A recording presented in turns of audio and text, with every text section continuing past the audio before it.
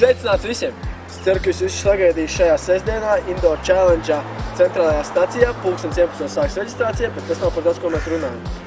Kāpēc šis video top? Lai mēs jums parādītu, jo domstarpību dēļ bieži vien sanāk tas, ka cilvēki neprot precīzi izpildīt vingrinājumus, kas mums jādara sacensībās.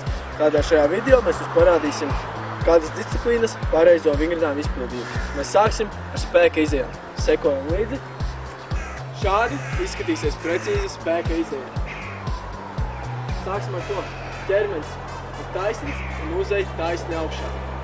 Nekādas lūdzu parādīt nepareizes izejas ar lieku inerci. Tādas izejas netiks skaitītas, pareizi izeju parādīt. Šāda tipa izejas vienīgās tiks skaitītas. Un visu piebiedinājumam 2 sekundžu pauze katru reizi apakšā. Vairs tas nav tikai pielikšanos, bet arī uz spēka izejām. Tālāk sekosim uz līdzsekām. Bam!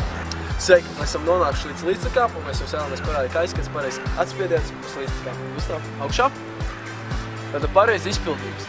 Taisns ķermenis līdz 90 grādiem vai zemāk. Vistam? Sataisīt? Šī ir pareiza atspiešanās uz līdzsekām.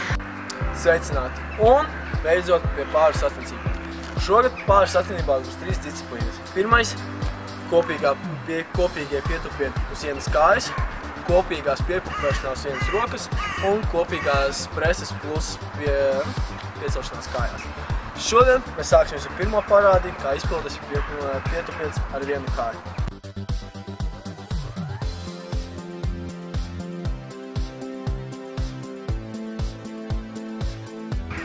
Nākamais – piepupēšanās uz vienas rokas pārīt.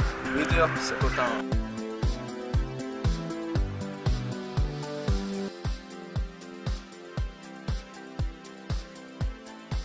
Tagad mēs jums parādīsim pēdējo vingrinājumu, kāds ir kopīgās preses taisīšana. Video seko tālāk.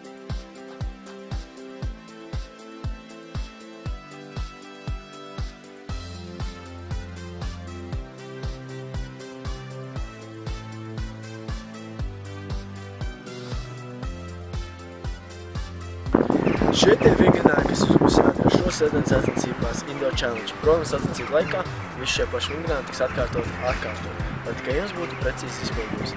Bet bottom line, šī sestdiena, 11. reģistrācija, 12. sacensības, centrālā stacija, tiekamies!